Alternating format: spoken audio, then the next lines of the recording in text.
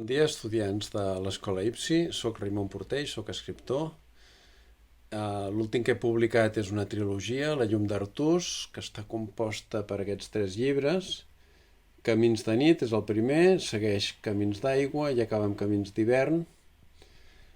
Són 3 llibres que, la trilogia ha rebut 3 premis grossos: el Premi Llibreter, que el dona als llibreters de Catalunya, el Premi Nacional del Ministeri de Cultura, que el dona un jurat de tot l'Estat, i el Premi de la Crítica de Serra d'Or.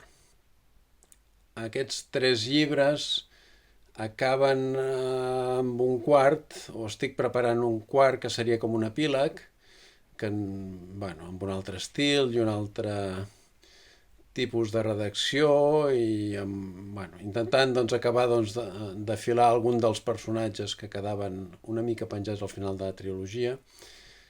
Cal pensar que la trilogia aquesta, editada per Barcanova, es pot llegir bé començant pel primer volum, Camins de nit, o començant pel segon volum, si voleu estalviar-vos el primer, que jo no us ho aconsello, evidentment. I és una gran aventura que s'aboca en el tercer.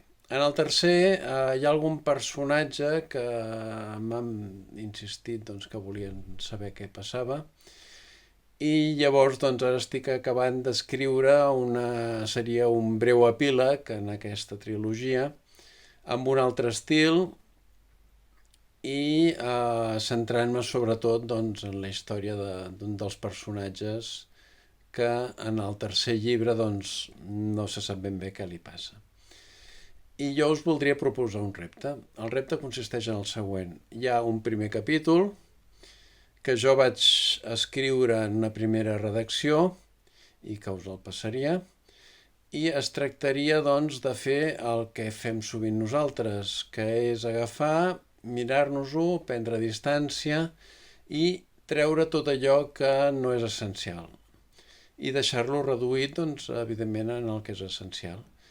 I llavors m'agradaria a veure qui és capaç d'acostar-se al màxim a aquesta última redacció. Jo us passo la redacció anterior i a veure com queda aquesta última redacció i a veure qui s'acosta més a la solució que jo he adoptat. Bé, davant d'això espero que estigueu tots bé, que ho porteu amb esportivitat, que ajudeu a les feines de casa, que aprengueu a cuinar, que us feu al llit cada dia, que feu exercici i que ho passeu tan bonament com pugueu. Apa!